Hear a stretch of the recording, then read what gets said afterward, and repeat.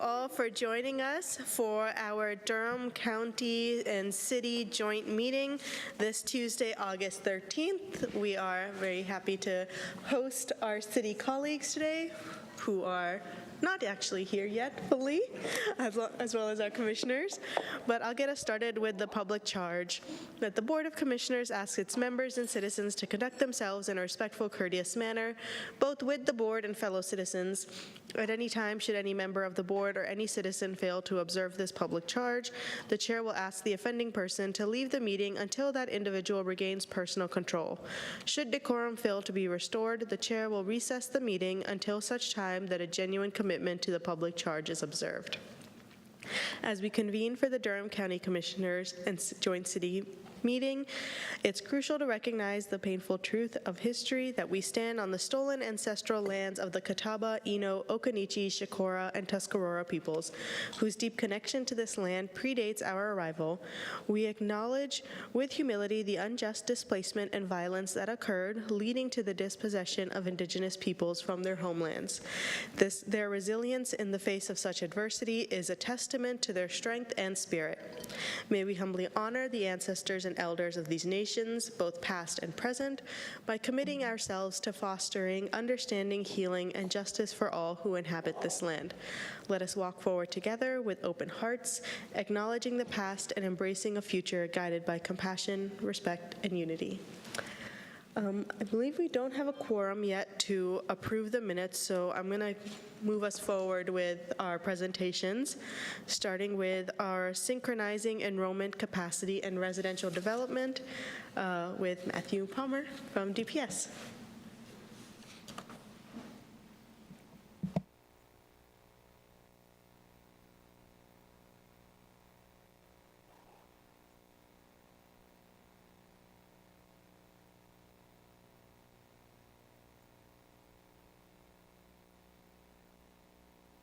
There we go. Good morning, Chair Alam, Mayor Williams, good to see you. Members of the Durham County Board of County Commissioners, as well as City Council. Durham Public Schools has presented in our joint session last week on Tuesday an overview of our efforts to collaborate and synchronize our student enrollment, school capacities, and the residential developments that are under review and under approval with the Durham City County Planning Department. So today is an overview of our shared work together between the school system, the city, and the county. It was requested that I present this today as well as sort of a review.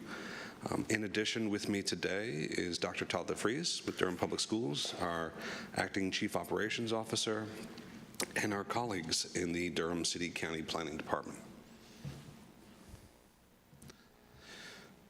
A bit of an overview of where we intend to touch on. First and foremost is the relationship between enrollment in Durham Public Schools and our facilities, what influences that enrollment, and what we are required to do by the state of North Carolina. Our past, present, and future enrollment, both where we've been and where we're going in respect to students in Durham Public Schools. Best practices for growth management in North Carolina as it relates to the relationship between cities, counties, and school systems, and what we're trying to do here in Durham, and in particular, I'll say it many times today, work together. Right? At a high level, as the lead planner for Durham Public Schools, I also supervise transportation, school nutrition, and our real estate portfolio. We are working with our Board of Education to anticipate who's coming over the next 10 years, and we update that every single year. This summer, we've just released our updated 10-year student enrollment forecast that is factoring in the over 200 residential developments here in Durham County. That is element one of our long-range plan. Not only who's enrolled today, but how many students will be here in the next 10 years. Number two, our facility conditions and needs assessment. We have architects, engineers, and urban planners walking every square inch of Durham Public Schools right now.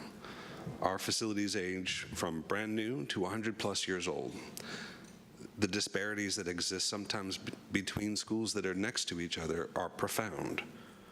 We have a long list of deferred maintenance needs, and at the same time, As those students are coming into Durham County and City, we are going to need additional seats, and I'll give you an overview of that today. This spring, as we head into 2025, we can fit together the students and where and when they're coming with our facility needs, both our existing facilities and those we will need to add to our portfolio, so that we have a comprehensive facility master plan where we're pulling all of this together. It will reflect our prioritized needs for our capital improvement plan, and that will give us a sort of North Star and benchmark on that 5-year cadence that we work particularly with Durham County on. Did want to overview this. Planning is knowledge to action. It's not just enough to collect information. We intend to use it for data-driven decision-making. At the highest level, when we talk about planning for growth in public schools, Durham Public Schools has to ensure that our utilization rates are in compliance with the state mandates for class size HB 90, kindergarten through 3rd grade. We refer to utilization as enrollment divided by capacity. So for example, at kindergarten, we can fit 18 students into a room, and in extreme circumstances can go 3 beyond that, but there is a hard maximum cap at 21. Folded across 2,500 enrolled kindergartners for this year, you can appreciate why across over 2,000 classrooms, we have to look at all of it. The superintendent twice annually has to sign an affidavit to ensure that we are in compliance with our utilization rates by state mandate. On the top part of this fraction is our student enrollment, both those students that are here and those that are on the way. That is directly influenced by the number of single-family homes that are approved, townhomes, apartments, and so forth.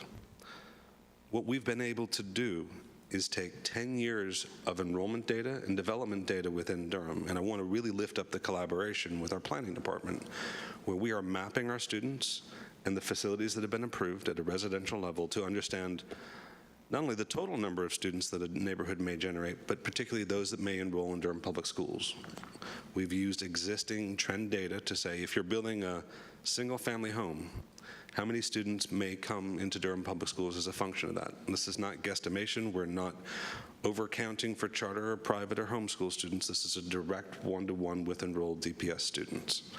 What that means is that at a, say, 100-unit level, we have a very good idea of what is likely to occur for enrollment in the cadence of from certificate of occupancy all the way through enrollment in Durham Public Schools.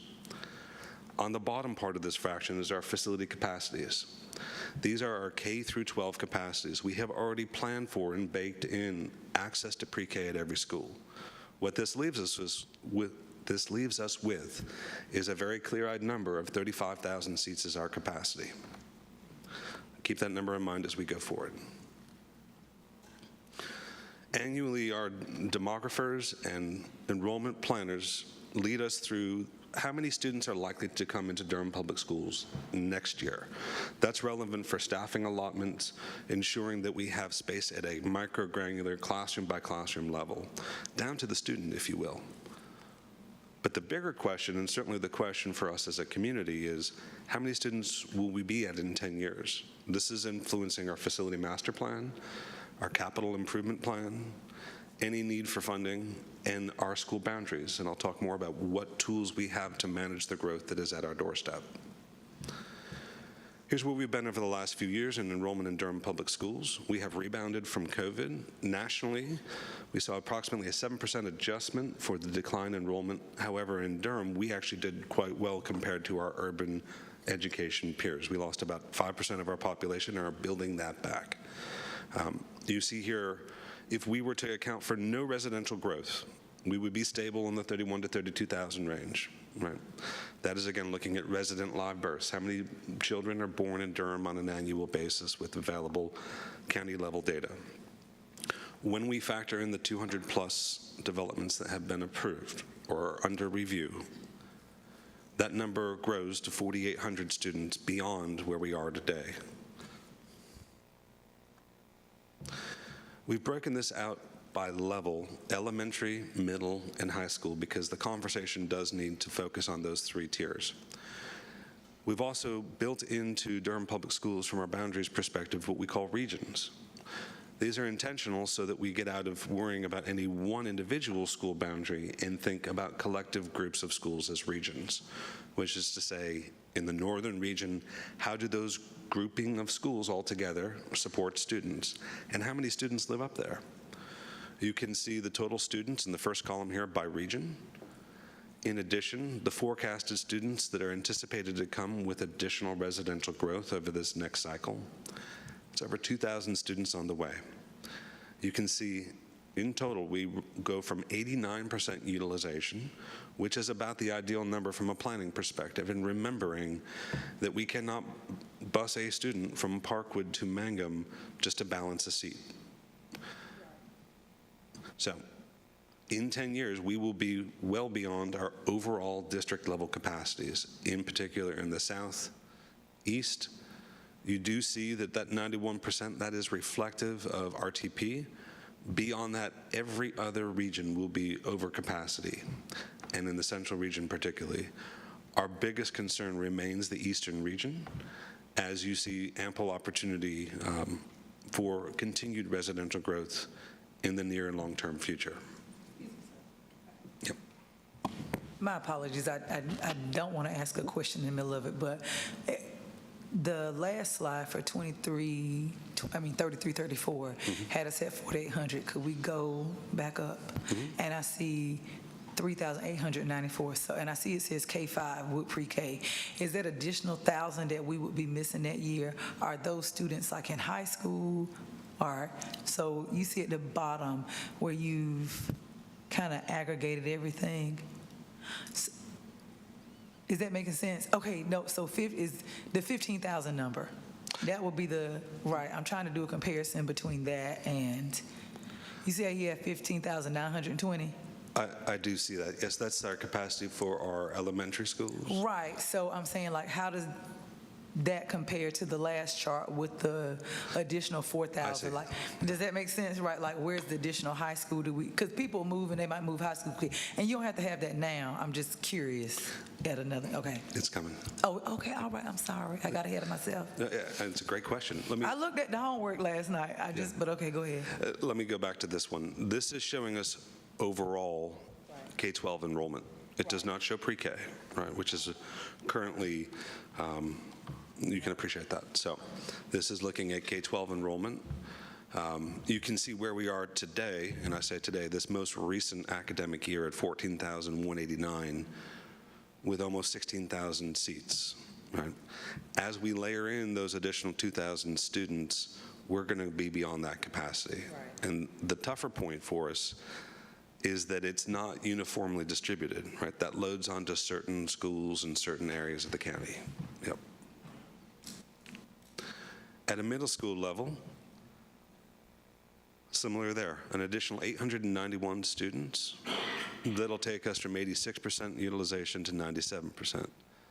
I want to spotlight, in particular, you can see some of the challenges we're going to have in the East region, which is Neal Middle School, where we go from that sort of healthy threshold, right around 90%, 91%, up to 120%. Right? Now, I'm rounding numbers, it's 119. The point I'm wanting to make, especially for all of our partners at the table, is one that we want this to be a community conversation of awareness and the intentionality to be transparent with what we know as of today. At a high school level, to your point, it is quite a bit steeper. We are needing additional seats, and you can see we go from 104% over enrolled today to 118% in 10 years. So we do anticipate that these needs will need to be addressed so that we can be ready for our children. That is certainly my office's charge, is to be ready for what is ahead for us and to provide a level of service that our Durham County and city students are deserving of. In North Carolina, we have a series of, I think it would be fair to say, complications that we have to be mindful of. This is in a hyperlink within the presentation. Professor Lovelady and the School of Government at UMC have been tracking this dilemma with concurrency between public schools, counties, and cities in North Carolina for the better part of 25 years.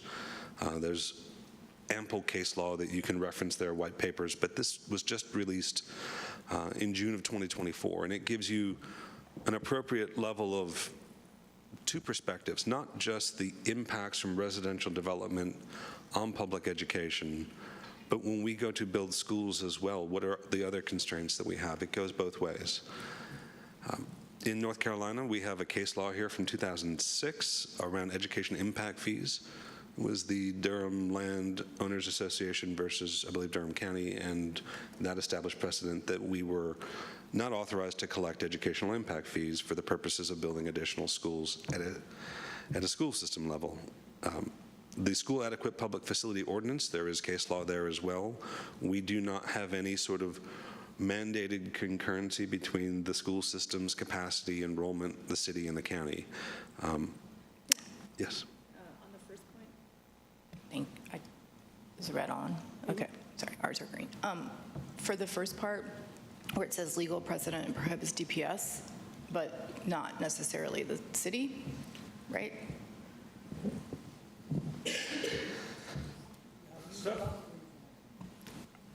Just to offer, because, not to interrupt Kim, but the Durham landowners case was against the county. So it wasn't about DPS trying to assess a school impact fee. The county had adopted an ordinance, and what the court said was that was beyond the county's authority. But there I hasn't don't been know that it's anything been challenged addressed from by the city. city. I'll defer to Ms. Rayberg, your counsel on that. Let me just The city has not had any charges, any claims brought against it for, like, proffers accepted on behalf of the school system. So But those are voluntary, they are voluntary. but we've never mandated. We have not mandated them. Okay, that will be a separate conversation. Thank you. For, yep. Oh, is it on? Yeah. I just wonder if the city county attorney could just comment on the legal basis for that decision? I'm sorry? Could you comment on the legal basis for that decision that ruled that there's no, that prohibiting DPS or the county from collecting impact? Like, what's the... Well, to start with, DPS doesn't have any taxing authority. But as to the county, it goes back to this being a Dillon's rule state. And what the court said is that the county had no authority to impose such a fee or tax, because we needed legislative authority to do so. And I'm sorry, there was something about Chapel Hill? I remember several years ago, home builders or developers sued Chapel Hill because of their ordinance. They have an ordinance, and I don't know if it was the city government or the schools had to actually reimburse the developers for the fees that they had incurred. And just for our city colleagues' knowledge, we actually received this presentation at our joint school board meeting, and we actually, as a board, referred it to our great Deborah Craig Ray over there to include it in our legislative goals, to also push and have a priority for us to have legislative change. And obviously, that may or may not happen, probably won't happen, but it is a priority of the counties to see that shift legislatively. So on that note, I understand that the limitation is around infrastructure and things like that, but then how is infrastructure defined? And so I guess that's my question, because to me, a school building is infrastructure, right? So I guess that, right, I know.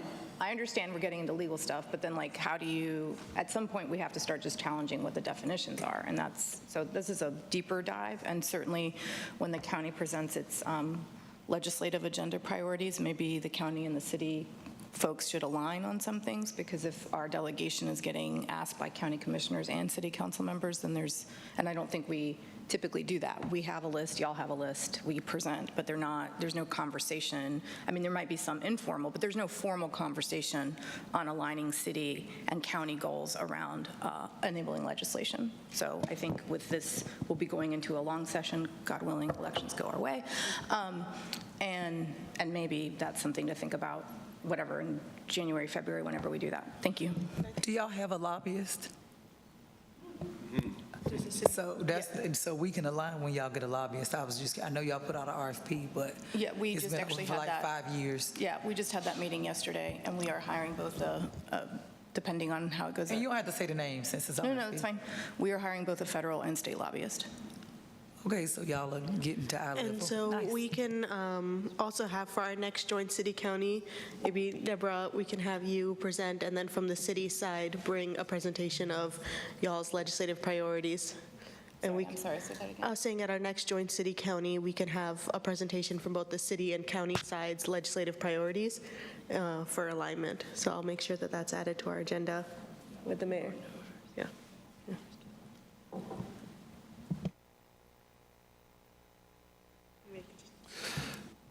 One point of elaboration to kind of sharpen the pencil would be that the current construction market to build one singular seat in Durham Public Schools cost $100,000. From a construction perspective, that does not include instructional, curricular, or other materials, staffing, et cetera. But for the raw construction of a seat, it's $100,000. With 4,800 seats anticipated in the next 10 years, you can run the numbers there and see that we're talking a significant amount of money on the order of, certainly, well, I'll leave it there. Related to that, can you get a number for operations and personnel in addition to construction? That's something that certainly we would want to work with Dr. LaFries and Dr. Lewis on to bring additional information on. If you're looking at the full cycle, that's something we could follow up with. Yeah. What I'm cautious about is this is I'm not in a position to make an ask as much as I am making sure that both boards are aware of the implications. Yeah. And I just want to, city manager, and then just to be mindful, let's let Matthew complete his presentation and then get back to questions. I will wait till he's finished. Okay. Okay. The last point we wanted to contribute just is that we have no precedent for capping schools. That is a common technique when schools are overcrowded. What it can lead to is long bus rides for our children and really disassociating that relationship between neighborhoods and schools. What we are doing, I think, is warrantable and needs to be named. We've spent the past 5 years preparing quite literally for this meeting and the collaboration between the school system, the city, and the county. We adjusted boundaries for Creekside and Parkwood in 2019, as well as Githens and Brogden. Both of Creekside and Githens are in the southwest regions. What we learned from that is that by isolating individual schools, it was making it a very personal conversation, whereas we really needed to have a reset at a community and school district level with regards to how we offer access to our schools for student assignment and the vision for the academic program. That led to what we've called Growing Together, which is a comprehensive plan that brings in pre-K to every Durham public school, which is able to afford global language, integrated daily STEM, Montessori year-round international baccalaureate, and dual language immersion programs. We have also continued to build schools through the pandemic. Lyons Farm Elementary School, Northern High School, Murray Massenburg Elementary, and we are on the doorstep of 6 renovations. So we have used this time productively with the tools that we have. Given the limitations in North Carolina, we can manage boundaries and build more seats. That is currently the tools that we have at our disposal, and we've tried to use those well. To summarize for both bodies, again, our goal is that 85 to 100% range, but really, truly, it's about 90%, especially when you're talking about at a district level, recognizing that we need to be thoughtful about putting students on long bus rides. That impacts learning as well.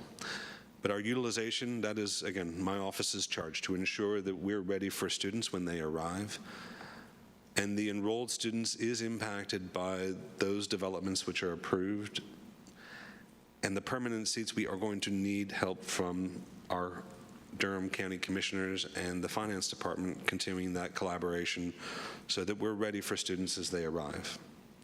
Being mindful, we have HB 90 K-3 class size laws, which put hard edges on how many students can fit in a school. There's no precedent for Durham Public Schools to collect that impact fees. And there again, we have no standing adequate public facility ordinance as it relates to schools.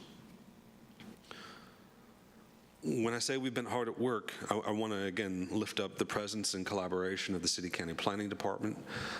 We have worked with them to really prioritize our growth management strategies. We've established the 5 regions within Durham at a DPS level. Our boundaries reflect the growth that is on the way. You can look at schools like Glen and Bethesda and recognize those are on the renovation list because they are in our East region, both on the 85 corridor and on the Highway 70 corridor. In addition, we've been at the table for the Durham Comprehensive Plan update. I shared proudly that I was wearing my Engage Durham pink shirt, taking notes with everybody back in 2020 and 21. And we continue to work to have Durham Public Schools reflected in the comp plan and outlining best practices and procedures around coordination and transparency.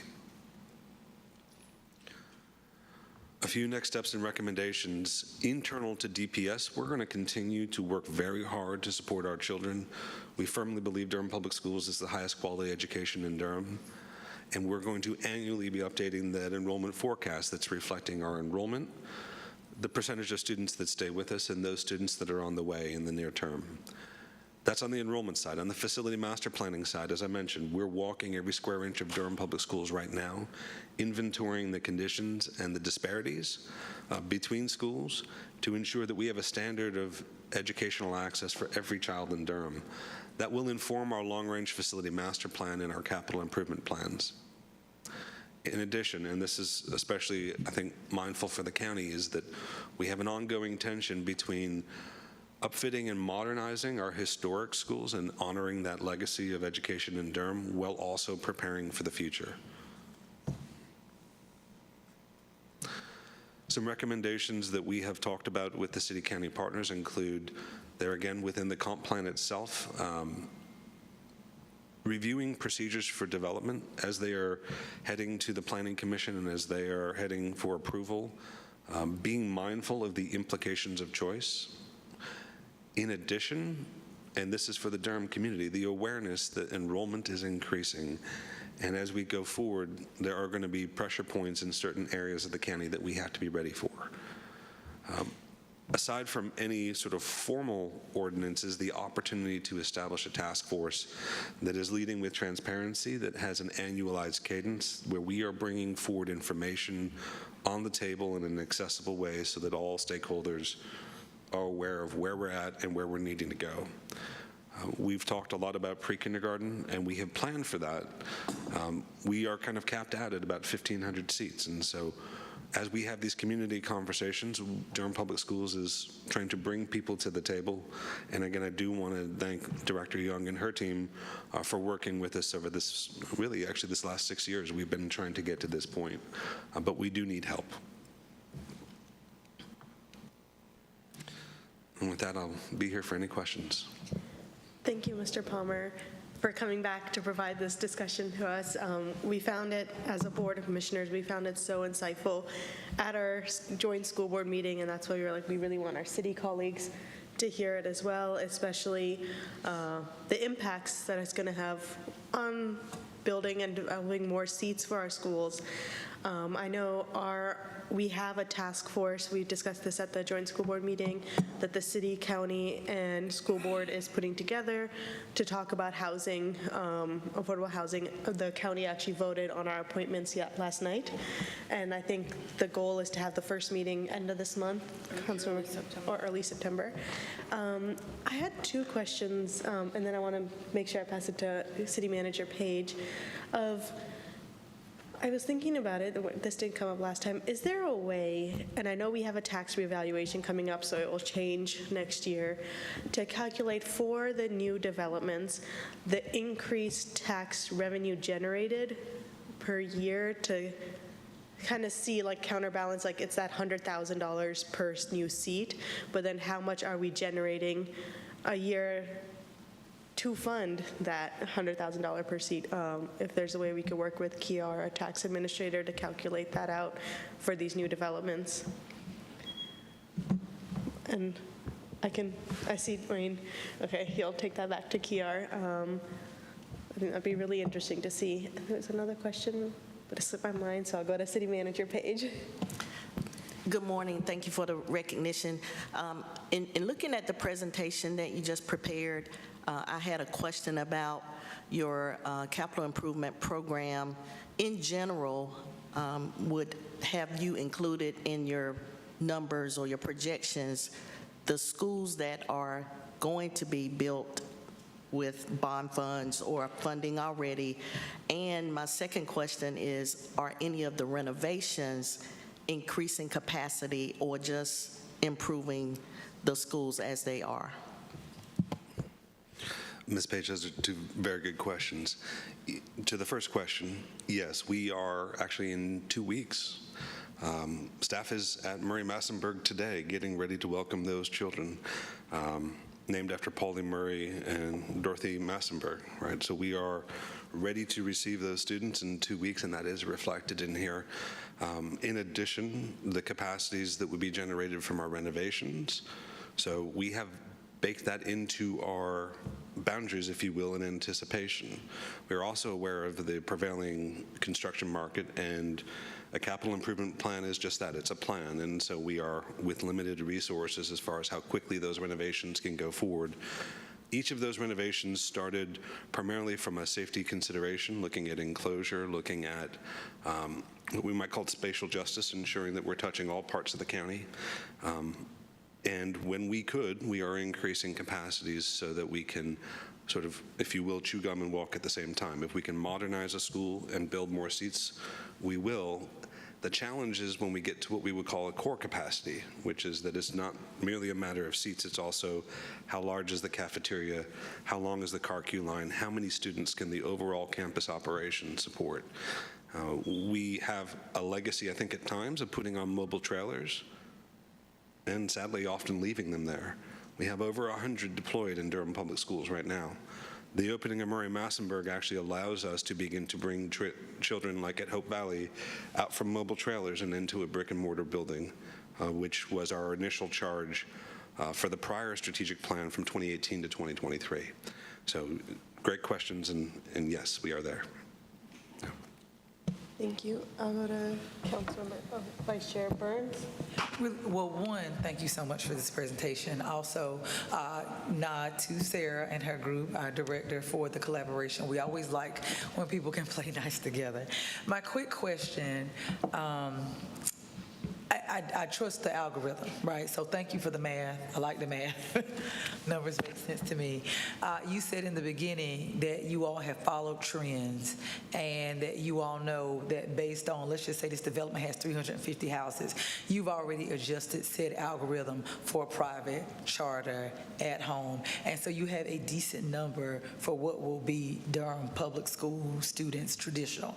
I was wondering, can you tell us what that ratio is, like 1 to 14 to 12, if that makes any, like what is that actual number that you know is coming in Durham? Like if it's 250 single family homes, you've already adjusted your algorithm to say, all right, 10 of these families are probably gonna pick charter, 10 are gonna pick private, 10 are gonna, do we know what that number is to say these will, and not to lock you in, but since y'all have an algorithm, I'd be interested to know what that kind of real projected number looks like.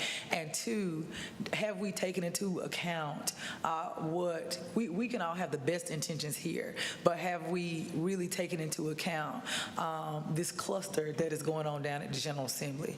It's no, everybody knows when that website opened up so folks could go after these promised scholarships, that it was Cumberland County that was #1 with applications, and it was Durham that was #2 with applications. And we don't, even if we got all the money, we don't have enough seats for those private schools.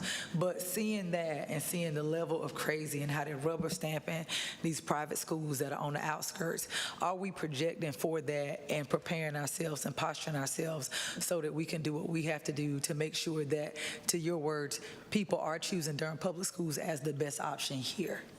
So it's a two-part question. The first one is an easy math one. The second one might get you in trouble, and you don't have to answer it if you don't want to.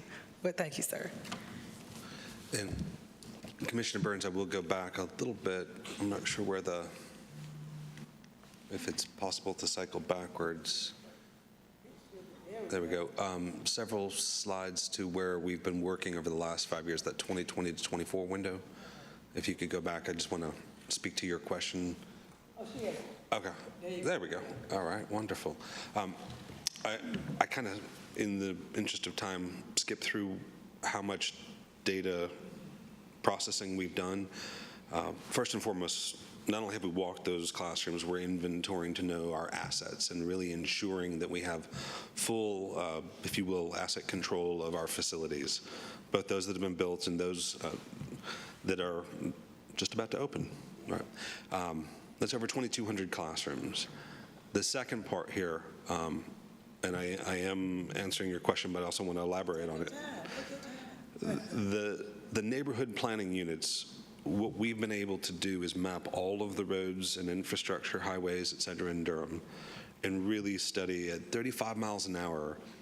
That is the speed at which a 9-year-old cannot tell the adequate and appropriate distance and speed of an oncoming vehicle. So we've used those as a child safety guardrail, which has allowed us to then look at what, if you will, as organic neighborhoods within those road speeds. That is over 750 in the county, right? So we can say within each of those, when I say we've done the development tracking and geolocation, we bring a neighborhood of 100 homes down to that neighborhood planning unit level. So we don't just have a district level average, we bring it down to the block and say, okay, within that geometry, within that area, even up by, let's say, Glen School Road, right? Within that area, where are we looking at for a comparable, if it's an apartment complex, we're looking for a one-to-one to say, okay, we're seeing about 20 students coming out of 100 units 2 blocks away. That seems like a reasonable estimation. To your question about tracking charter students, that's been a recent development, and we can certainly get back with you on that. We've begun to layer in not only DPS enrollment, but charter school projected enrollment, because we are aware Durham Public Schools has to account for all of those children. That's right. That's right. Yep. Yep. If I may just add one thing to that question also, and this may be going back to, well, maybe Kiara or maybe Sarah, is there also a way to calculate, like, based on the average home value of a development, of how many students are enrolling in DPS versus charter versus private, if there's a way to calculate that? Like, if there is a development that the average medium cost of that home is going to be $200,000, that we have more public school students in that neighborhood potentially than a development where the average house cost is like $600. There's a way to calculate that. So, good. Chair Lom, I think we are soaking up that, what we call sensitivity analysis, by having nearby comparison groups of similar housing. So when we're looking at a neighborhood, we are mindful of median family income, home values, and when we're matching, we're trying to match at that level so that we have good comparison groups to pull from. And that is, again, not a district-wide, that's bringing it down to our neighborhood planning units. Yeah. Thank you. My question is, I know that we get capacity numbers, but not necessarily generation rates for students in our, I think our folks do it internally, but is that something that's being shared from DPS to planning staff? It is, yes, and we continue to work on that. That number we update every single year, and so to get to that number, we have to map every student enrolled in Durham County, not just public schools, and that's exactly pointing to Commissioner Burns' question about mapping out charter students as well. So we are doing that work on an annual basis. One of the opportunities we do have is to continue to come to the table, again, being mindful. We have at least 4 housing typologies between single-family detached, townhome, apartment, and we can go on from there. And then 750 neighborhood planning units. So 4 times 750, you're gonna be at about 3,000 different SGRs. That student generation rate. Yeah. Okay, and then my second question, I know this is a lot for y'all. So not everyone here, so you've gone to county, now you've come here. There's also JCCPCs, this is a planning issue. And so there are members of both the county commission and the city council who are JCCPC members, but not JCC members. That's annoying acronyms, but there we are. So I'm curious about potentially if y'all are willing to come present there. And then we are going to be getting a housing needs assessment. The county, the city, and the chamber have funded a housing needs assessment. I think that work starts in September, and that literally generates like how many units do you need at this at a certain AMI bracket, right? So, and that's for the community. So that's going to be an important data set, and the idea is that it's not going to just be static because we know that that can change quickly. And so we should have that information probably in the next 6 months at the most. And that, I mean, it's granular. It gets really into, you have to build this many units at this level, at this, so it gives us a sense of how under-resourced we may be, especially if we're thinking about permanent supportive housing, which is an extremely expensive housing option and really does fall on government to produce. And so I think that that's another opportunity that we have to ensure that our schools, and I want to thank our school board members because I think they got switched to Friday, but they approved their commitment to joining the Housing Initiative Task Force, which is key. And so I hope also that you will potentially be joining that work, because aligning, it's not just schools, it's also workforce housing, right? If we know that we have a need for this many schools, then that means that we need educators in those buildings, and then where are they going to live? And so I think that there's a lot of good opportunity that is on the horizon. If I may suggest, since for JCCPC, it would be the third time, the commissioners are receiving the presentation, that maybe even if the city council just has a presentation at their regular council meeting, so that way your full board is able to receive the information. I'll pass it to Councilmember Williams. And thank you. The tail end of Mayor, you call me Councilmember, I call her Mayor. The tail end of Councilmember Caballero comment was my question. I know we're talking about housing. How are we keeping up with the labor force and this growth? And I'm asking about that because I'm thinking about attainable housing for educators and the salary range. I think getting down to a more nuanced level, this is where we can build those relationships of developers who specialize in affordable housing or specialize in workforce housing. Are you all doing okay with keeping up with the teaching force, or projected-wise, with the amount of students that are coming? I know that's not in your specific area, but. I might take your question into an additional dimension, which is 600 of my staff are bus drivers and cafeteria workers in our kitchens. And I'm aware that we have folks that drive from 3 counties away because they love our kids. And they are 3 counties away because housing is hard to come by and it is rarely affordable. So it is an omnipresent issue in our offices. I wouldn't be in a position to state the future prospectus of our teacher recruitment efforts. I think certainly I do also want to be mindful this is Dr. Lewis's second day. And we haven't even had a chance to meet yet. So I really want to thank Dr. LaFries for being here as well. But I can certainly appreciate that we're on the doorstep of a larger community conversation on values in Durham. Yeah, I think that we are basking in good problems here. There are school districts that are losing student population. So I'm really glad, colleagues, to see that there is population growth, student population growth in our public schools. That's a rebound. And when it comes to that housing matter, Councilmember Caballero, I think with that focus group that she's leading up, it's going to help us take this dual approach of one, working and partnering with developers who can build specific self-deed restricted housing, but also just increasing the supply to adjust to market. Thank you.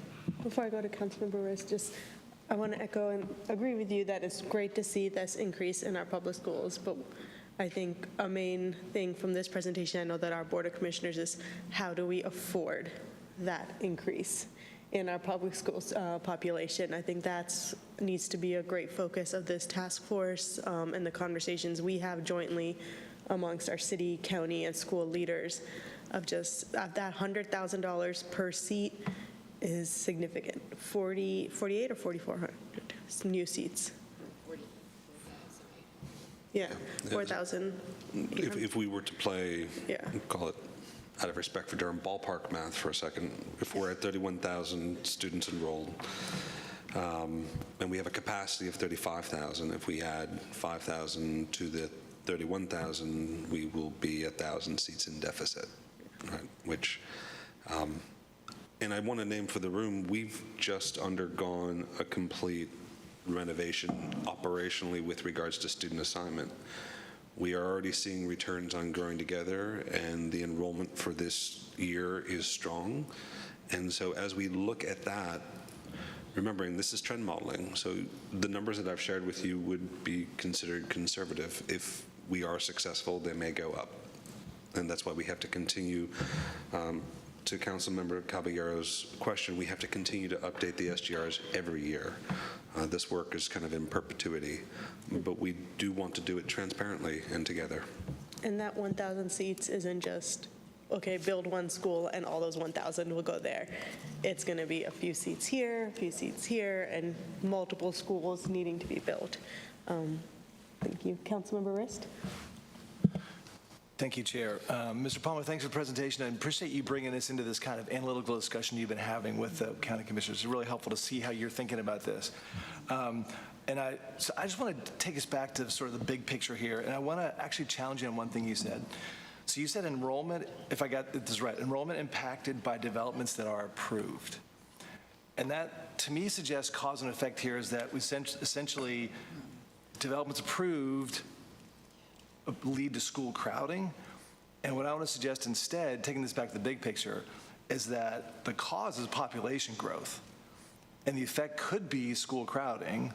The effect could be housing inaffordability, right? And so I think we need to make sure as we're having this conversation that we're talking about the levers we have at play here, right? One of which is the comprehensive plan, how much we approve or don't approve developments. But it's also, as Councilmember Caballero said, the housing needs assessment, right? It's also our school planning work. It's also our tax policies. There's a bunch of levers we have here, but people are moving here because we're an attractive place, right? We've got a dynamic economy. We've got a great quality of life. And so we need to manage that growth that's going to appear to continue happening. And again, one lever is our comprehensive plan, what we approve. But there's a bigger picture here that this is an attractive place and we're going to keep growing. And again, we could slow down housing to address school crowding, but could increase housing inaffordability, right? So there's a lot of things going on in this dynamic conversation, and I just want to make sure we're keeping the big picture in mind. So, and I think one of them is this task force you're recommending, one of many things we should be doing, but again, it's a larger conversation about how do we manage population growth, right? And to your, just additionally, it's not even just people moving in. Those kids grow up, and if they want to stay in their community, they need housing. So that's the other piece of it. You know, I have, many of us at this table have kids. I mean, I know for a fact that my kids can't afford Durham if they decide to stay. So it's not even about who's moving in. It's about the folks who are even here. And that's what we're seeing in a lot of communities. The next generation is literally not able to afford housing, and they move away. And then what does that also do to your community in general? I think, sorry. Make sure, okay.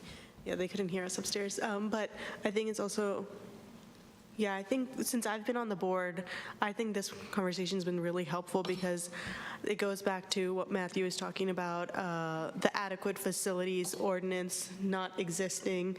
And even though we can't legislatively have an ordinance, but we can work collaboratively as a board. I see our attorney reaching for the mic. To build something integrated within our government bodies to make sure that we're keeping up with the growth, keeping up with the school growth, but also it ties into the other services that we provide as a county and a city of water services, our fire EMS services, all of that is going to be growing. And since I've been on the board, I don't think we've received like a presentation of jointly like with each development, like how are we going with just access? And when are we going to reach a cliff with even just hospital capacity? If people are sick, is there enough space for people to go and seek care? So working together with this task force, I think we need to look into all of those aspects of how growth is our growth growing at the same speed of our services? Commissioner Jacobs?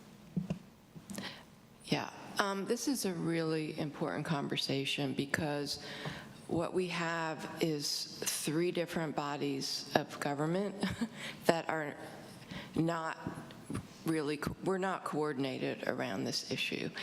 And so, you know, you've got our school board and Durham Public Schools who has to meet the needs of any student that enrolls in Durham Public Schools. And then the city is the body that is approving developments that then impact the schools, and then the county is paying the price tag for it. So I want to go back to the recommendations here and remember that this is about how do we have adequate facilities for the new housing that's being built, the people who are coming to live here, the kids who are going to our schools. How are we going to pay for this? And what are all of the tools and strategies that we have to address this? And so I would like to know next steps. I mean, we see Matthew's recommendation that there be a DPS county city task force with staff representation. So I would like for us to leave here with a commitment about forming a task force. This is what Matthew's asking for, is for people to get together and for us to look at you know, what are, and you had shown on one of your slides, what are some things that we can look at? This is a perfect time. We're updating our UDO right now. Are there ordinances that we could look at that would be legally permissible in the state? So is there something that we can do ordinance-wise related to infrastructure and capacity that, you know, I don't know. Are there ways to have incentives for developers to be paying more for the impact of when they build new schools, the way that they're contributing to that $100,000 plus per student? So, and I think we also need to really look at our staff reports and make sure that the city council members are having all of the information they need, and the larger community to understand what is the full impact of a rezoning or something like that, so it can be addressed. To your point, Chair Alam, when we look at what is the tax revenue generated, we also have to know the full cost of services. And I know we don't necessarily have even the full cost. I know that with the city, you all look at that in your reports. What is the tax generated? But then what is the cost of trash collection, the roads, fire, police, garbage collection? But we also need to factor in fully the cost to the county for things like EMS and for the amount of funding that we're spending for schools. So I think this is a great opportunity right now with the work of the Housing Task Force, with the UDO, with our new comp plan, to try to get a handle on how we are going. Yes, we want to grow, to everyone's point, but how are we going to pay for it? And we need everyone to be a part of the solution, including the development community. So I guess I'm asking, what is our next step here related to the task force? And I'm going to look to the mayor and our chair about that right now. Yeah, I think that we can, the chair and I can speak and then provide some direction to both bodies. And I was just going to say, I want to make sure we're having this conversation and with all of the factors of reality. There's some things we control and some things we can't. One thing we can't control is people moving to this community. And I want to also make sure that in presence of this conversation that, you know, these zoning cases that come before the city, everything, I say this all the time, everything is zoned for something. And denying a development does not mean no one moves there. What it means is we may not have as many people moving there, which actually provides more, just more stress on the overall housing market here.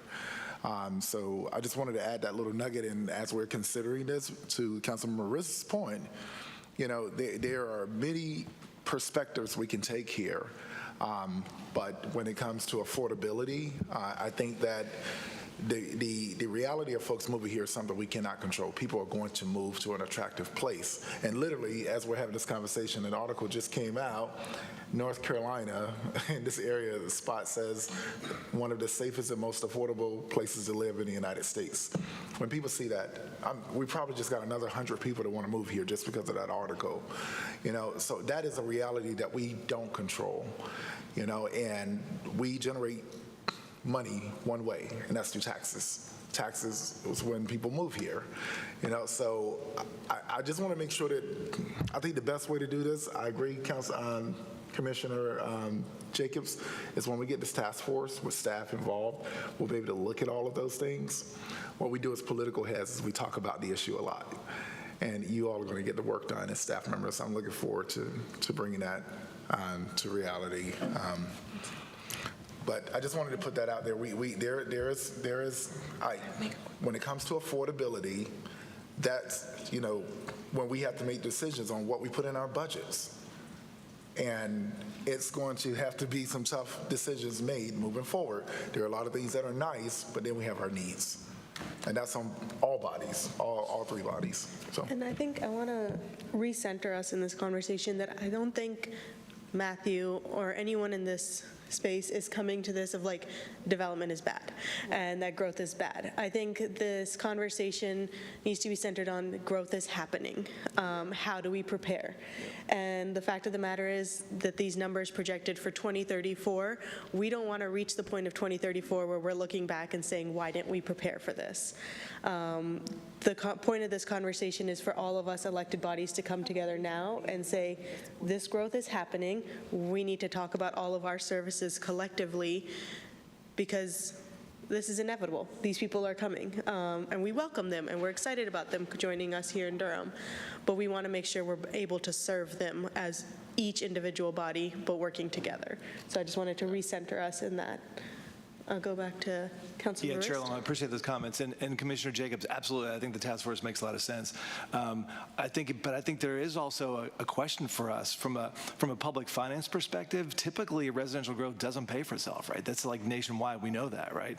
And so we're in a county with, I think and I haven't seen the latest data, but our mix of residential versus commercial is different than a lot of other communities, right? We got the park, we've got large landowners like Duke, and so we've got a larger share, I think, of residential development compared to commercial than most other places. And so we've got to think as we're growing, and as typically residential development doesn't pay for itself all the way, we got to think about what's our public finance model to keep financing all these services you mentioned as we grow.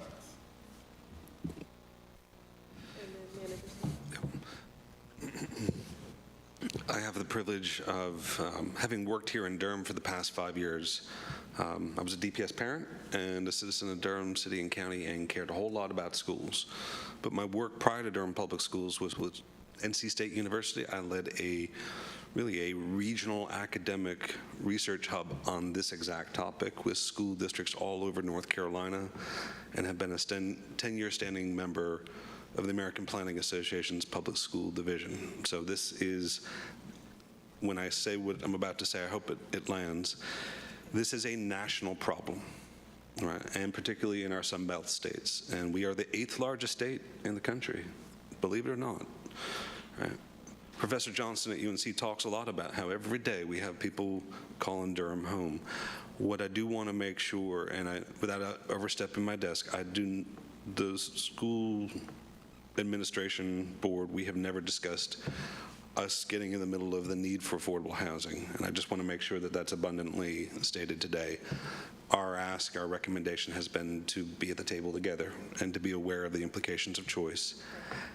And the opportunity in Durham that we have is unique to all 115 LEAs in North Carolina.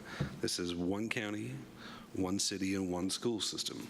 If you go to Wake County, it's 13 municipalities in the county to wrestle with problems like this. And I just wanted to highlight, we have a unique opportunity to be a true template on growing together, and that is why this comprehensive plan was named as such, to grow together. Dr. Sewell, and then we'll be wrapping up this discussion. You stole my thunder. You stole it.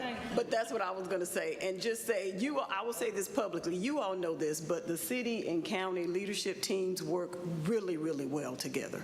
We meet routinely, and so it's heartening to know that you all are now committed to us tackling these issues together. And with your strong collaboration, it helps guide our directives and how we adopt our budgets and spend our money. And so we are committed to doing that together and to making the decisions that will execute the vision that you all give us the directives for. Thank you, Dr. So I have to work with Chair Alum. We'll get it together. We'll get it together. Is it really quick? Because we're over on this. A meeting, so, just quickly, it used to be that the leadership teams of schools, counties, and city met when Mayor Schul was mayor. I don't know if that consistently happens anymore, but it used to be the chairs and vice chairs of each governing board. So mayor, mayor pro tem, and then, okay, so that still happens. Okay. Thank you.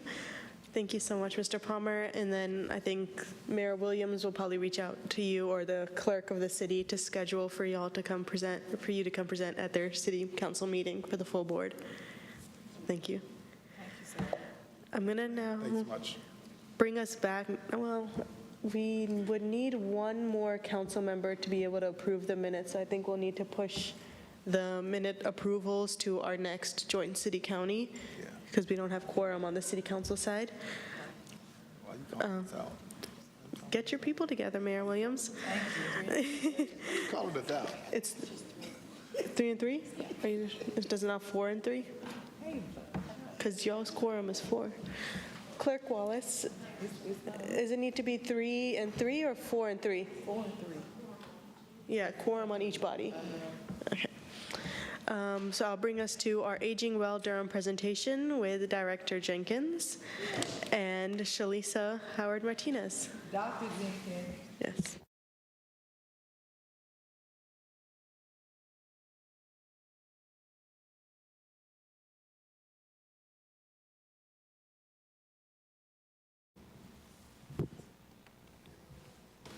To Chair Alum and Mayor Williams, members of county commissioners, members of council, Manager Page, Manager Sowell, Attorneys Rayberg and Massey, Curtis Massey.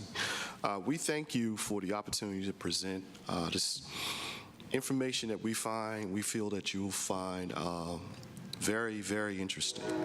I'd also be remiss as Public Health Director if I did not thank you personally for your investment in this initiative, past, present, and future. Without further ado, the star of the show is Mrs. Shalisa Howard Martinez.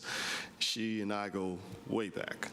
We've known each other for some 10 plus years, and she is truly a public servant and also a friend of public health. So with that being said, Shalisa, the floor is yours. Thank you so much, Director Jenkins, and good morning, everyone. Thank you so much for having us here, Aging Well Durham. So I'm going to go ahead and start. My name is Shalisa Howard Martinez, and I'm the Executive Director of the organization. And today what I'm going to share with you is just an overview of who we are, a very quick overview. I'm also going to share some information about the AARP Age-Friendly Network of States and Communities. That's really relevant to our conversation today, especially now that we are here at a joint meeting of both the city and the county. And also about the Durham Comprehensive Aging Plan. And then I have a few examples about how the Comprehensive Aging Plan aligns with both the city's goals and also the county's focus areas. And then I'll also share some next steps for Aging Well Durham. So Aging Well Durham, our board of directors, and also our role with the Durham Comprehensive Aging Plan. So our vision is that Durham is a community where all adults age well and thrive, and our mission is that we promote collaborative efforts to build a safe, affordable, accessible, connected, and inclusive community for aging adults in Durham. And when we say aging adults, we use AARP's definition, so that means anyone who is 50 years and above. And we also have some focus as well on adults who have disabilities. We were formed in 2022 with both the support of the City and County of Durham. We have an independent board of directors. I'm the executive director, and of course we have one program manager. And we are Durham's backbone organization for the Comprehensive Aging Plan. And I'll share a little bit later on about what we mean as a backbone organization. This slide lists our board of directors. So as you can see, there's many individuals that many of you probably are familiar with, or at least their organizations. Many of them, of course, directly engage and support older adults and adults who have disabilities here.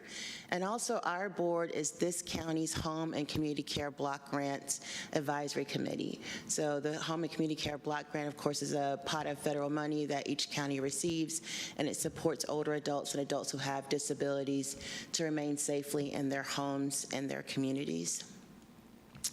As a backbone organization, we are a part of a collective impact model, so we do not provide direct services. Our first role as a backbone organization is we make sure that the Durham Comprehensive Aging Plan remains relevant to older adults, adults who have disabilities, and their families.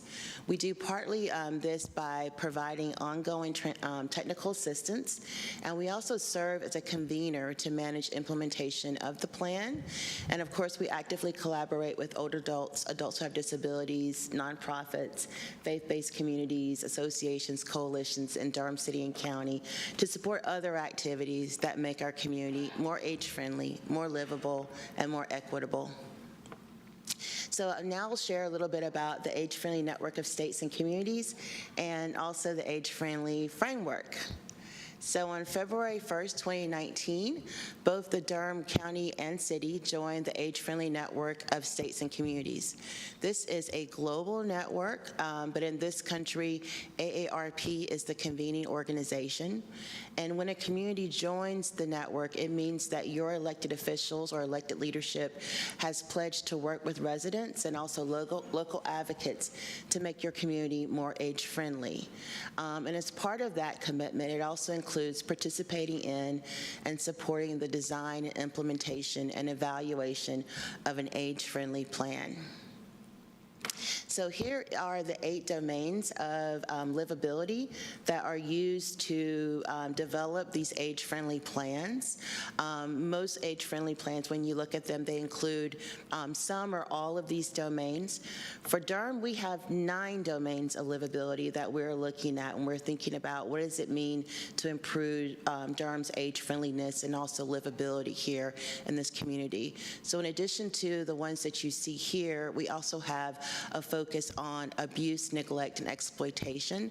And we've taken out the communication and information piece of the framework and made communication and information a cross-cutting issue.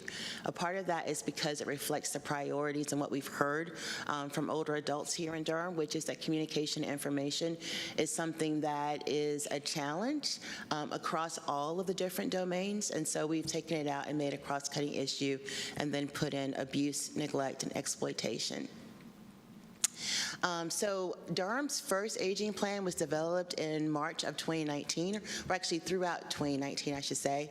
And the group that really brought together the community to develop this first aging plan was the Durham Partnership for Seniors. So this was a long-standing coalition of individual older adults, adults who have disabilities, faith-based communities, service providers, healthcare, public health, city and county officials, and they brought together a steering committee and also working groups. Also, the Durham Partnership for Senior is one of our parent organizations, Aging Well Durham's parent organizations. And so the working groups, over 10 months, they developed domain definitions, goals, strategies, and they also identified lead agencies that would then implement this aging plan. We were supposed to begin coordinated implementation of the first aging plan in 2020, but we know we were not able to do that because of COVID. But some activities from that plan have been implemented. Perhaps the best example is the Durham Senior Shuttle, which provides rides weekly to older adults who live in the senior communities, mainly in the center part of the city, provides rides for them to go to Walmart so they can shop for food, housing items, also the pharmacy, and that was responding to a need of making sure that, again, folks had access to the things they needed. But also other organizations, individuals who participated in the aging plan process collaborated during those first 2 years of us dealing with COVID to implement other projects to support community members, including a community health worker project and a digital equity project here. So around 2022, 2023, these same members that I'll say that were part of this 2019 plan, several of them also began to think about how do we make sure this plan moves forward, that we don't want it just to sit here just because we were not able to get together to coordinate implementation. And at that point, that's when conversation began about Durham needing a new nonprofit to manage the aging plan. So I was hired in 2023. I began in January 2023. And one of the first things that I did was I looked at that 2019 plan. I realized, first of all, we were coming up on a 4-year anniversary since that plan was developed. And also, I wanted to just check in with other folks to make sure that they were seeing things that I was seeing, which was that the 2019 plan has a lot of great things in it, but maybe it doesn't fit what we need moving forward. Also, maybe it doesn't fit how we have been working together during COVID, including engaging community members. So a part of that also was thinking about this plan cycle. So when you look at these age-friendly plans, they really use a 5-year cycle. And the reason why it's a 5-year cycle is because the network of age-friendly states and communities, the expectation is that communities are not just going to develop one plan, but that you're going to be every 5 years on this continual cycle of engagement, collaboration, and implementation. Years 1 and 2 is really focused on planning, and years 3 and 5 are really focused on implementation, monitoring, and evaluation. So again, thinking about our first plan was developed in 2019. I joined in 2023. So last year, what we decided to do was we brought together the livability groups, and we asked them to assess that 2019 plan and see if it fit what we needed moving forward. We also developed a new livability group, one that's focused on older adult hunger and nutrition. And after reviewing the plan, the working groups basically decided that we need to develop new definitions, goals, strategies, and lead agencies, and basically we now have a new plan. We also have a coordinating council that developed a new mission and vision statement, and they also defined additional cross-cutting issues for our new plan here. Here are members of our coordinating council members. These are co-chairs that represent the different livability groups. So in addition to the members of our board, we also have several other organizations represented here on the coordinating council. And here are the livability groups and also the domains that you will see in this new comprehensive aging plan. So again, we'll have a focus in the plan around abuse, neglect, and exploitation, one around civic engagement and employment, social participation, community support health services, housing, older adult hunger, nutrition, respect and inclusion, transportation, outdoor spaces, and buildings. And also here are cross-cutting issues. So some of these cross-cutting issues are in the 2019 plan, but also some we've added. So for example, we've added a cross-cutting issue that's focused on community safety.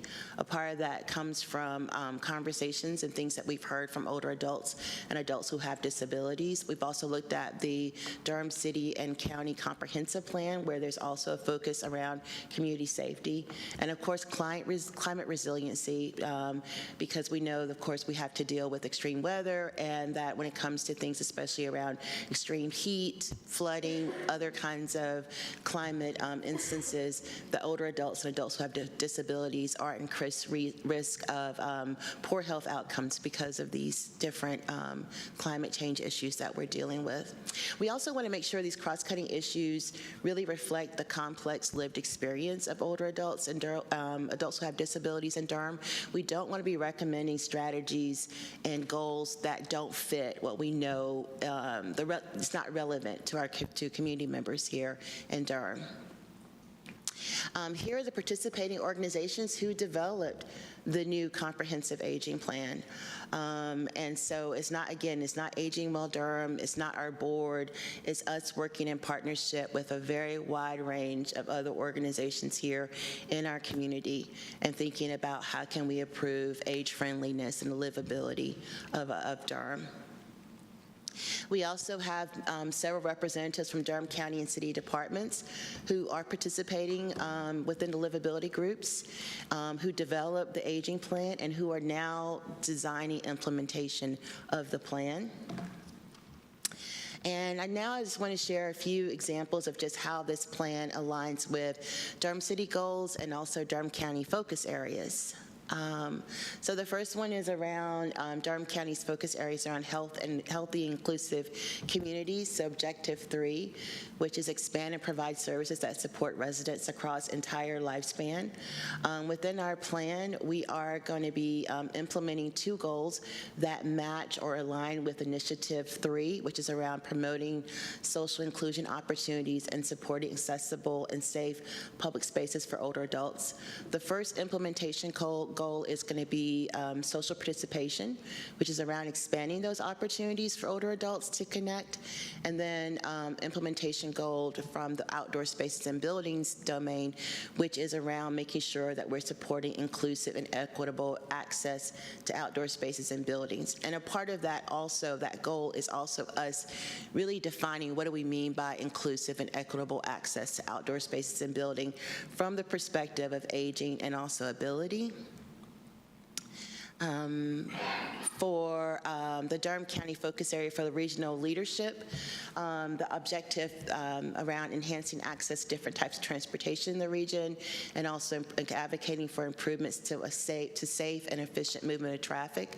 Within the aging plan, when it comes to the transportation implementation goal number 3, we really are focusing on designing a flexible transportation system that allows Durham's aging population to safely engage in walking and biking. And then another example of how we align with the city's goals and initiatives is around their shared economic prosperity. So Objective 1.3, building connections between job seekers and quality job opportunities and expanding opportunities for individuals facing barriers to employment.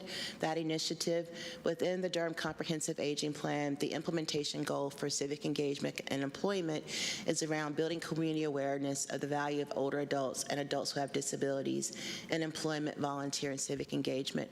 We know that many older adults and adults who have disabilities must continue to work, sometimes as long as they can, just simply because that's just the reality.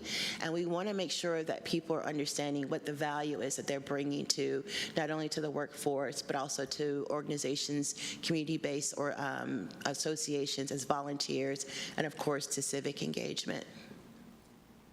And then we have one more example, which is around creating a safer community together, which is a Durham City goal. So building trust between neighbors and public safety providers, and the initiative of developing a coordinated cycle of joint community safety events.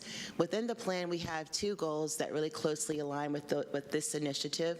One is from the community support and health services domain, which is around improving community support and response to ensure public safety for all older adults in the event of emergencies and crises. Included in this goal, or under this goal, are strategies also around supporting regular convenings, not only with the city and county departments who are responsible for community safety, but also with organizations, both large and small, who have a concern around this topic. And then the goal around the goal for the respect and inclusion domain, which is really focused on Durham developing and strengthening this dementia-inclusive, dementia-capable, community-wide, multi-sector partnership of support and services for persons living with dementia. So we have 13 implementation goals. The document that was shared with you, the goals that are highlighted, the Word document, the PDF document, those are the goals that we will be implementing over the next 3 years. We'll be developing activities to support those goals.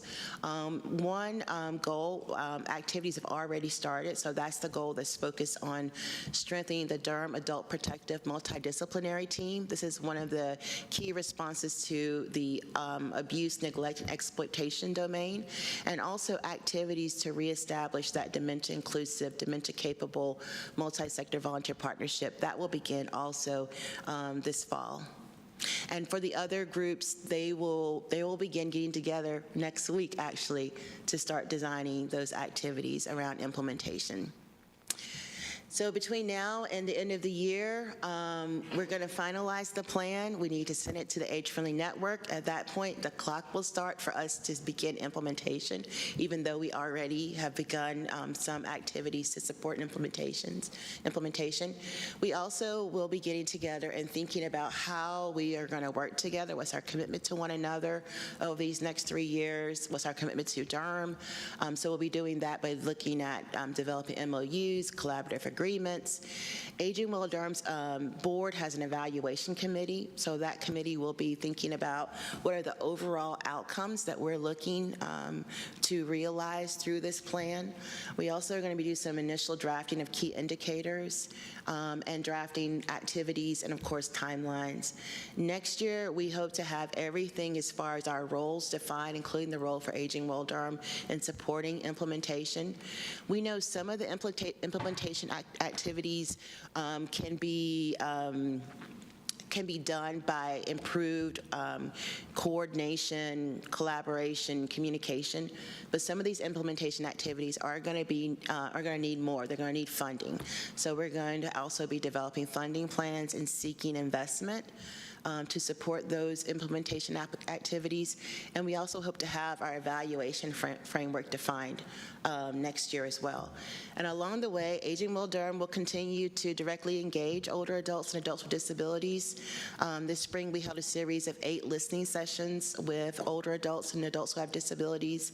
We spoke with older adults who speak Spanish, Mandarin Chinese, Haitian Creole. That's because in addition to English, those are some of the most commonly spoken languages in Durham. We also did a listening session, older adults who live in northern Durham County, older adults who live in the West End community, family caregivers, one in English and one in Spanish, again, because we want to make sure this plan is relevant and that it really reflects people's priorities. We will continue doing collaboration building, reaching out to organizations and inviting them to join them, and we will continue sharing age-friendly, promising practices that other communities are using. And so that's my presentation for today, and I'm here to take questions and also receive your feedback. Thank you. Thank you so much, Lisa. And with the last presentation, the commissioners received it at our work session, but we thought it was so vital and important that our city colleagues also receive it, since this is a jointly funded venture.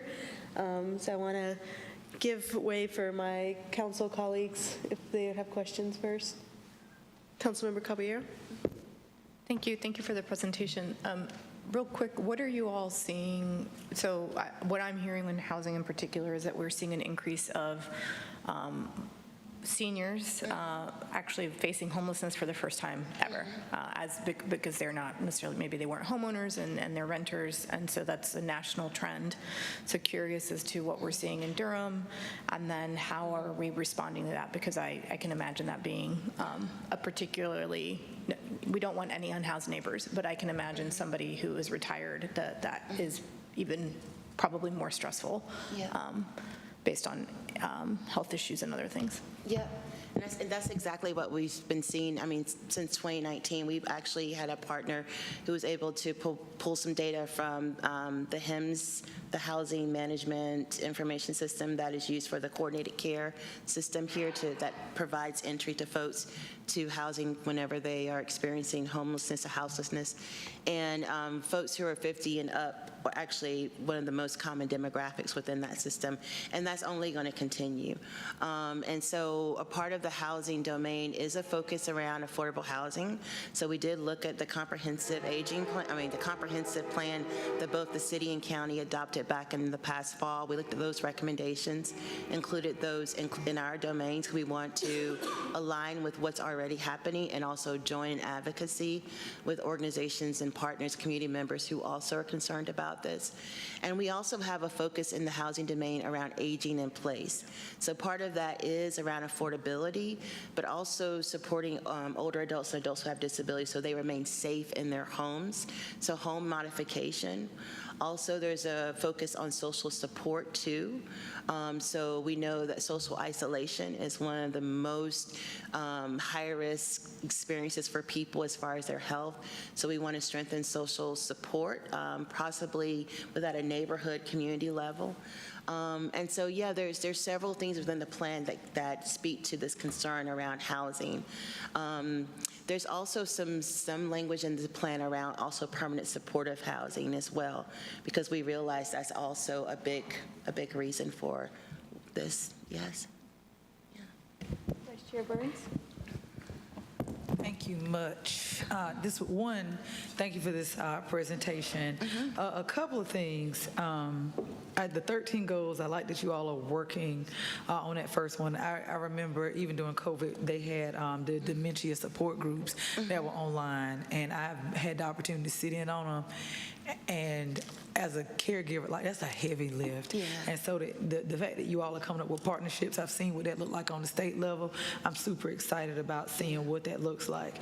When we were first working on the master agent plan, like my first year in office, one of the things I was really cognizant of, I didn't want to make it about senior citizens being vulnerable and they can't do this. I mean, they were very clear about it. Then COVID hit and you saw who was being attacked the most, who saw the most sweetheart scams. So it is something that we have to pay attention to. I was at the Durham Center for Senior Life the other day, and one of the things that we talked about, it was Elder Abuse Day. And just to hear some of the stories that we're hearing. So if I missed it, because I walked back to a call, how much are we paying attention to this component post-COVID of this is the group of people, while not the most vulnerable, they are a target. Yeah. And so since it's such a target-rich environment, what things can we be doing outside of working not just with our sheriff's department, but things that we could be putting in place to make sure that the Attorney General's office is getting all those alerts to them? So that's like question one. Yeah. Question two, I could be wrong, but when I saw the slide go by with partnerships, I didn't see the Durham Center for Senior Life. And I know that they were made a center of excellence by the Department of Health and Human Services not too long ago. So are they not in this partnership? Are they not in this consortium? And there was one other question that I had, but I will stop right there just to hear a little bit more about what are some things that we could be focusing on better, again, with that group of people being very target rich, and what we might not be doing. Sure. So I'll start first with your question around the Durham Center for Senior Life. So Shania Raines-Lewis. Love that. I was about to give a shout out to Director Lewis because we know where that building was in 2019. That's right. And that sister has come in and wrecked shop. That's right. And got rid of some bad people. And so that's right. She's our board. She's a board member of Aging Well Durham, and she's actually on our executive committee as well. And as far as elder abuse, neglect, and exploitation, we do have the Durham multidisciplinary team. Right. And so that is a group that meets monthly. It consists of representatives from DSS, also attorneys, the PACE community, Aging Well Durham, Dementia Inclusive, Inc. Aging Well Durham is also one of the coordinating partners for the multidisciplinary team. We also also participate in activities. So for example, for World Elder Abuse Awareness Day, we Right. teamed up with the City of Durham Police Department. We did a presentation at the Durham Center for Senior Life up at Little River. And for this October, we are planning a community event also with the Durham City Police Department's Victim Services Unit to do a cybersecurity digital literacy event at the Holton Career and Recreation Center.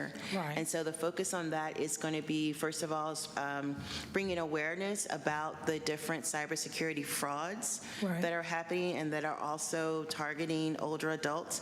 And then in the afternoon, we're going to have workshops so that people can actually practice and improve their digital literacy skills to prevent themselves from being vulnerable to those different activities, criminal activities, yeah. So quick follow-up, I do want to make sure that we get that so that we can get that out Absolutely. on our newsletters. Because Absolutely. I think we do a decent job of that. This was the quick follow-up. I know we're on time because there's a groundbreaking some folks really want to get to. Sure. But what I want to, if no one saw it, on Saturday morning, Dr. Jim Johnson, the last presenter actually referenced him. He does this wonderful presentation on the browning of America and the graying of America and even the graying of North Carolina. I don't know if you all have seen it. I know some of my colleagues were there. I think it is, I don't know if the number was 3,000 or 4,000. Like that is how many people are turning 65 every single day. Yep. And so what we have to be cognizant of in North Carolina is our new, we're talking about housing. The new thing is going to be senior accommodations. Yep. Point blank period. Yeah. There's no question about it. The presentation is masterful for anybody who has not seen it. And so while we can't answer today, I would love to see some recommendations from this body on how we can prepare ourselves for that, because much to Commissioner Long, like we have the data now. I don't want us to be in 2033 and 2034 and say, how in the world did we get here when thousands of people are turning 65 That's every right. day? That's So that was my quick follow-up, and we can come back to me on that one later. Okay, thank you. Commissioner Jacobs? Oh, before we do that, because Councilmember Williams has to leave, can we just entertain a quick motion? Clerk Wallace said we can vote on the minutes, so I'll just entertain a quick motion to approve the minutes. So move. Second. Moved by Mayor Williams, seconded by Councilmember Caballero. All in favor, say aye. Aye. Any Thank you. opposed? Okay, minutes are approved. Now, Commissioner Jacobs? Yeah, thank you so much, Shalisa, for the great work that you are leading. And I appreciate the historic overview that you gave, because we do have some new folks who don't know the history, and this work has taken about 10 years for us to get to this point. And it's really important that the city council members know about this, because we are jointly funding this work. And also to understand that this is being implemented in a very unique way. For instance, in Orange County, their aging plan is implemented by the county government. Here, we have a nonprofit, Aging Well Durham, who is implementing our plan. I think the challenge for us is, how do we make sure that Aging Well Durham is really connected and integrated into the work that Durham City and County government is doing? And so, related to the Housing Task Force, housing is one of the key domains here. Talked about housing. I would defer to Councilmember Caballero to make sure that we do loop in Aging Well Durham, whether it's on a subcommittee or whatever. But obviously, we want to make sure that the needs of our aging adults are integrated into that task force. And I think we're going to have to work really intentionally. For instance, Shalisa, all of the strategic, the issues that you highlighted, transportation, land, you talked about outdoor spaces. This is related to our planning work, right? You're talking about cybersecurity. That's work that city and county is funding. We just approved this county contributing $750,000 to the city's digital equity work that is going to focus on seniors who are living in public housing communities or the housing authority communities. Again, we're going to have to really work, and I'm looking at my city council colleagues and all of us to make sure that we are connecting, Shalisa, and everybody is really working hard at making sure that Aging Well Durham is integrated into this work. And then my other comment is just, this is amazing. Like, for Durham to be part now of the AARP and the global network is huge. And I would like you, Shalisa, to talk about what are some opportunities around funding, national, grant funding, also ways that we can promote Durham as being an age-friendly community. Is something we can really market that is really special. And if you could just talk a little bit about that. Yeah, so as far as grant funding, I think when I first started last year, I did not see a lot of grant funding to support age-friendly initiatives. I have recently seen a few, and in fact, I think a lot of them, the few I've seen actually would align really great with our plan. I think we're just not ready yet to apply for that funding. One comes from AARP nationally, and another one was from the Cigna Foundation, a board member shared with me. So I think that this is emerging as a philanthropic goal, because they're seeing also how the demographics is changing all over the country, where we just are going to have more older adults in very few decades than we actually are going to have children and youth. And so I think this is going to increasingly become a topic that philanthropy sees as something that they should be investing in. So I do have hope for that, and I do have hope for next year as well, these different funding plans that we're going to be developing for implementation. As far as promoting Durham as an age-friendly community, I think it is a wonderful idea. There is, in other communities, for example, there's, gosh, what's the name of the place where Mayberry is? I forgot the name of the Mount Airy, yes. I apologize if one of our colleagues sees this. I don't remember your name of your community. But they've done something really unique, where they've taken their aging plan and they've really connected it to the tourism and the visitor industry, because that's a major part of their economy. So thinking about, for example, how they develop and organize and beautify their outdoor spaces, it is based off of best practices around how do you make your community more age-friendly, but it's also something that is very attractive to people who would be coming into the community as visitors. So I would love to talk more about that, explore how can we also make sure that this plan is comprehensive, but how are we making sure that this is something that we could leverage to promote Durham as a community? So I'm so glad you mentioned that, because Councilmember Caballero and I are both on the Tourism Authority.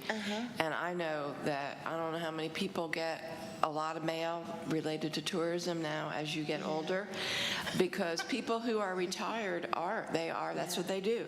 Spend money and go around. If you have the money, people and have the time, and you're absolutely right. I forget what county Mount Airy is, but they actively promote being age-friendly to get visitors, seniors to come, and that is something. So we can work on getting you hooked in with our tourism director to think about ways to strategize around that. Great idea. Thank you. Sure.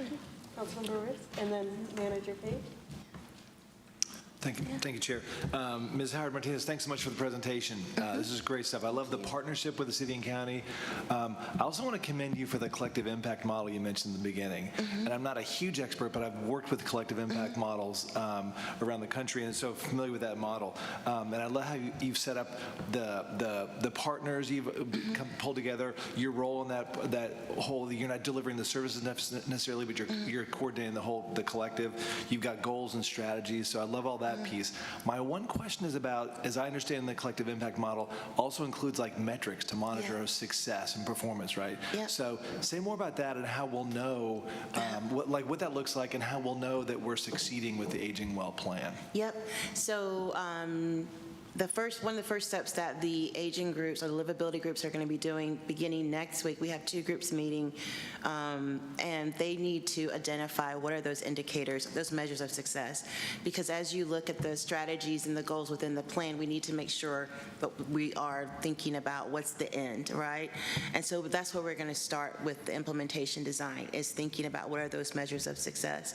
And then the evaluation committee that our board has, they need to come up with a framework for how we're going to evaluate this plan. Because in the 5th year, that's what's supposed to happen. We're supposed to have an independent evaluation. And so we're starting off with that first, these pieces first, before we even begin to think about what are the activities. And so, yeah, that's our plan now, is to start first with what are the measures, and then what's our framework, and then from there, the activities and roles. That's great. Well, I look forward to, and that'll be like sort of 5 years then, and we'll have the evaluators will come back. We'll have the evaluation, I look forward to that data, but that's a great way. I mean, I think you've structured this in a really powerful way to both bring the partners together, but give us that data 5 years down the road to show that we're succeeding. So thank you. Yeah, thank you. Yeah. Thank you for the recognition. I do not have a question, but as I am approaching the age that you just mentioned very quickly, I would like to travel, and I would like to get on your mailing list. Okay, because I would like to age well. Yeah, where would you? Yeah, absolutely, absolutely. I am already a member of AARP. Yeah, if you didn't know, you can be a member of AARP without actually being that age. Like I'm getting all the coupons. Yeah, I get all the discounts. With that, thank you so much, Shalisa, Dr. Director Jenkins, for your presentation. And maybe this is one also I'll follow up with Mayor Williams of whether the full city council would like to receive this presentation as well. I'll have him reach out with the clerk's team. Okay. Thank you all so much. Thank you. That we are at the end of our agenda, and we are adjourned. Thank you all.